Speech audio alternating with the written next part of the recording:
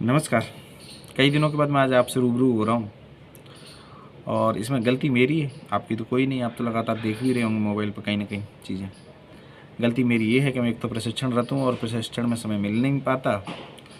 दूसरा, कई बार लगता है कि टॉपिक्स कुछ है नहीं, मैं ऐसा प्रोफेशनल यूट्यूबर हूँ भी नहीं कि मैं डेली जाके नए नए टॉपिक्स पर बातें करूँ। क्योंकि मेरी लाइफ का तो जो उद्देश्य है वो इस तरीके से कि मैं जिस कम्युनिटी से आया हूँ उस कम्युनिटी को मैंने फ़ील किया है, उसके दर्द को फ़ील किया है। और वर्तमान में टेक्नोलॉजिकल लाभ हम ले सकते हैं और उसमें यूट्यूब एक अच्छा प्लेटफॉर्म मुझे लगता है जहाँ आप फ्री ऑफ कॉस्ट सिर्फ देखो भैया, दावा नहीं कर रहा हूँ, लेकिन डेटा के पैसे तो देने पड़ेंगे, आपको भी देने पड़ेंगे, मैं भी दूंगा क्योंकि मैं भी अपलोड करूँगा तो, है ना। तो ये सब चीज़ों के कारण मैं अभी कभी कभी चीज़ों पर आता हूँ। पर और आज जो मुख्य टॉपिक वो है कि अब आरएस परीक्षा बिल्कुल नज़दीक आने लगी है, मेंस वाली। और दूसरी तो वो प्री के लिए भी प्री क्वालिफाई नहीं किया था या जिन लोगों को इस साल ही अपग्रेड होंगे तो उन लोगों के लिए भी एक बात है कि एक्सक्लूसिव खबर आ चुकी है ना। तो उस एक्सक्लूसिव खबर का तो मैं इतना ही कह सकूँ कि जब तक वैकेंसी नहीं आएगी तब तक लगातार एक्सक्लूसिव खबरें आएंगी और आप अपनी तैयारी करें। एक विशेष वर्ग है जिसको एक्सक्लूसिव खबर छपवाने की बड़ी होड़ रहती है क्योंकि उनका पूरा बिजनेस उसी पे निर्भर करता है। ठीक है, पर मैं उनसे पंगा नहीं लेना चाहता भाई, बड़े पावरफुल लोग हैं वो सब। अब मुख्य बात जो बात है ना वो मेरे दिल में आ रही थी क्योंकि कल मैंने किसी मेरे एक साथी का फ़ोन भी आया था सडनली और वो बोलता है मेरे बहुत मार्क्स कम आए हैं किसी पेपर में और उसने काफ़ी मतलब दुखी था वो। तो मैं एक चीज़ बोलता हूँ कि भाई बिल्कुल भी स्ट्रेस तो लेना ही।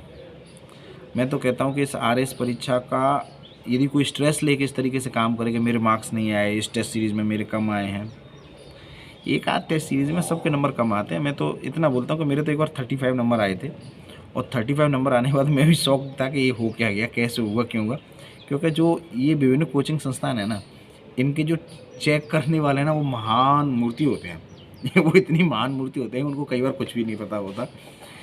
वो जुगाड़ जुगुड़ लगा लोगों के अपनी कॉपियाँ ले जाते हैं और फिर कई बार ना पता नहीं किसको दे देते हैं जाके की के माध्यम से बोले तू चेक कर लेना। तो उस व्यक्ति को यदि की में शब्द नहीं मिले ना, उसके जो आंसर की है ना उसमें शब्द नहीं मिले ना, तो वो भाई साहब बिल्कुल भी दिमाग लगाएगा नहीं, आपको नंबर टेप देगा डाउन।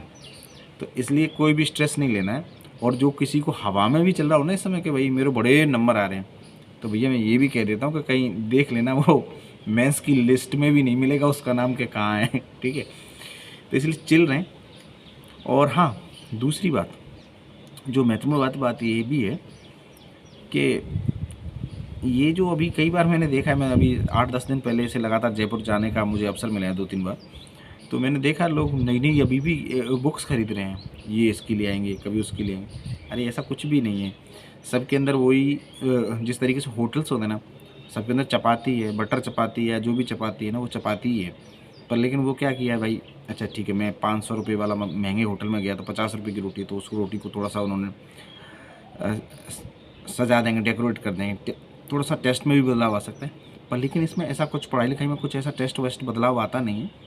या 2-3 बातें शब्दों को बदल देंगे, डेटा अलग से पुट कर देंगे, तो पर लेकिन ये आपके लिए बड़ी हर्डल बन जाएगी उसका बड़ा कारण क्या है कि आपने स्मृति पढ़ी होगी अभी कुछ दिन पहले, मेमोरी के बारे में क्या पढ़ा होगा, कैसे पढ़ते हैं मेमोरी, किस तरीके से मेमोरी वापस आती है। तो होता क्या है कि मेमोरी में दो चीज़ें बड़ी अवरोध पैदा करने वाली होती है। एक तो चीज़ होती है आपका पिछला ज्ञान और दूसरा ज्ञान होता है कि जो आपने पढ़ लिया उसके बाद फिर अगला नया कुछ और पढ़ लिया। तो नया ज्ञान और पिछला ज्ञान के बीच में जो मध्य ज्ञान होता है ना, जिसको हम कई दिनों से पढ़ रहे थे, जो अब तक पढ़ते आ रहे थे, तो वो बेचारा ज्ञान फंस जाता है। तो ये नया ज्ञान आपको बीच में अवरोध पैदा कर देगा, वो कुछ पिछला ज्ञान अवरोध पैदा कर देगा और आपकी स्मृति में क्या आ जाएगा, झंझावात आएगा। और झंझावात में स्मृति में क्या आएगा, फिर चक्रवात आएगा और फाइनली आप ना लैप्स कर जाओगे और फाइनली आप कोलैप्स हो जाओगे। तो भैया नया मटेरियल नहीं पढ़ना है, क्योंकि नए मटेरियल में मैं समझता हूँ कि जहाँ तक है 5% क्वेश्चन ही ऐसे आरएस में होते हैं जो बिल्कुल नए टॉपिक्स होते हैं, जो बिल्कुल नई चीज़ होती है। तो 5% का मतलब होता है 800 में से 40 नंबर। 40 में से यदि कोई बहुत तात्या टोपे टाइप का लड़का है ना, तात्या टोपे टाइप का मतलब लड़का का नहीं, न्यूट्रल है बात, लड़का लड़की जो भी हैं, वो भाई 20 नंबर लाएगा ज़्यादा से ज़्यादा। 20 नंबर के चक्कर में आप 95 नंबर 760 नंबर की एसटीसी करवा देंगे उसमें। तो आपको क्या करना है कि पूरी ताकत लगा करके जो पिछले दिनों से आपने पढ़ा है उसी को रिवाइज़ करना है, मोर एंड मोर रिवाइज़ करना है, और इस रिवीजन को इतने स्तर पे ले जाना है कि आपके कंठस्थ हो जाएं, क्योंकि आरएएस की परीक्षा में जो प्रोफेसर कॉपी चेक करते हैं वो ठीक बोर्ड के एग्ज़ाम की तरह ही कॉपियाँ चेक करते हैं, वो ज़्यादा यूपीएससी की तरह दिमाग विमाग लगाते भी नहीं हैं। ठीक है, तो आपके डेटा का मिलान हो गया तो ठीक है, नहीं मिला तो आउट। तो इसलिए क्या करें, आप अधिक से अधिक रिवीजन कर लें, और नई बुक्स को तो धन्यवाद बोलें। आपको होता क्या है कि आप एक तो सबसे बड़ी मुझे अचंभे की वाली बात आती है कि लाइब्रेरी का शौक सब लोगों को, तो बगल में क्या होता है, लाइब्रेरी में आप जैसे एंट्री करते हैं तो बगल वाले की टेबल के पास अलग अलग रंग की कलरफुल नोट्स, ये नोट्स वो नोट्स सुंदर से, आप लोगों माय गॉड ये यार इसके पास क्या अच्छा सा मटेरियल रखा है, मैं रह गया। अरे तुम क्या रह गए भैया, कुछ भी नहीं है, वो उसने 2-4 बातें तुम्हारी से कुछ अलग तरीके से मिक्स मसाला करके रख दी हैं। याद तुम पे अपना नहीं हो रहा, अब नया और ले आओगे, फिर क्या याद होगा। तो इसलिए उसकी बारे में सोचा नहीं, सिर्फ अपने बारे में देखें, और जो भी कुछ पढ़ना है, जो पढ़ लिया है उसी को रिवीजन बार बार करते रहें। और टेस्ट सीरीज़ में जहाँ हो सकता है आपकी राइटिंग स्पीड इस समय ज़रूर मैटर करेगी। जिनकी राइटिंग स्पीड कमज़ोर है तो इस बार टाइम तो बहुत मिला ही है, तो हो सकता है अब 1 महीने लगातार डेली एक पेपर लिखने की कोशिश भी कर सकते हैं, जिससे कि आपकी यदि स्पीड बढ़ जाएगी तो आप फाइनल के दिन कंटेंट तो आपको बहुत सारा आएगा पर लेकिन आप पुट नहीं कर पाएंगे। तो कंटेंट पुट करने के लिए और अपनी स्पीड को बढ़ाने के लिए ना आप क्या करें कि पहले स्पीड पे काम कर लें, डेली एक पेपर लिख लें शाम को बैठ करके। ठीक है, तो वो भी एक तो रिवीजन भी बढ़ जाएगा इससे। एक रैंडमली रिवीजन करने से क्या होता है, चीज़ें ज़्यादा ग्रेस्प भी कर पाते हैं। दूसरा, आपका प्रेजेंटेशन भी सुधर जाएगा। तीसरा, स्पीड बढ़ी जाएगी। स्पीड बढ़ जाएगी तो फाइनली आप अधिक से अधिक ज़्यादा लिखेंगे, तो इसकी वजह से आपको कंटेंट अधिक पुट कर पाएंगे। ठीक है, और एक और अंतिम रूप से मैं बात करूँगा कि आप निश्चिंत रूप से इस परीक्षा को दें, बिल्कुल ही रिलैक्स रहें।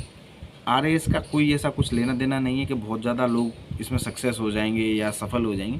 तो ये सफलता असफलताओं के दौर चलते रहते हैं। जीवन में सफलता असफलता कोई मात्र परीक्षा ही नहीं है। आप यदि खुश हैं, सुखी हैं, मन से खुश हैं ना, तो सब जगह सुखी हैं। अन्यथा नौकरी में आने के बाद भी दुख तो इतने ही बने रहेंगे जितने आप आज सब फील कर रहे हैं।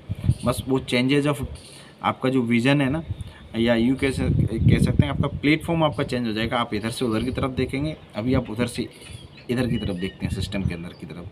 ठीक है, तो बहुत बहुत आभार, आपने मुझे सुना, और हो सके आपने कुछ इसमें ग्रेस्प भी किया होगा, इन बातों में से समझ में भी आया होगा। पहली बात तो क्या है कि एक्सक्लूसिव खबरों पे विश्वास कितना करना है वो आप समझ सकते हैं। दूसरा क्या बात करना है कि नए नए सोर्सेज को अब नहीं पढ़ना है। तीसरा, मल्टीपल रिवीजन करना है। चौथा, राइटिंग स्पीड बढ़ाने के लिए लगभग 15 मई से लेकर के 15 जून तक का क्या कर सकते हैं, डेली एक टेस्ट लिख सकते हैं आप। ठीक है, और अंतिम बात यह है कि स्ट्रेस तो बिल्कुल भी लेना नहीं है, चाहे वो यू स्ट्रेस हो चाहे डी स्ट्रेस हो। यू स्ट्रेस कब डिस्ट्रेस में बदल जाता है ये अच्छे महानुभावों को नहीं पता चला है, तो आपको क्या पता चलेगा। और बहुत बहुत नमस्कार आपका। Thank you to all.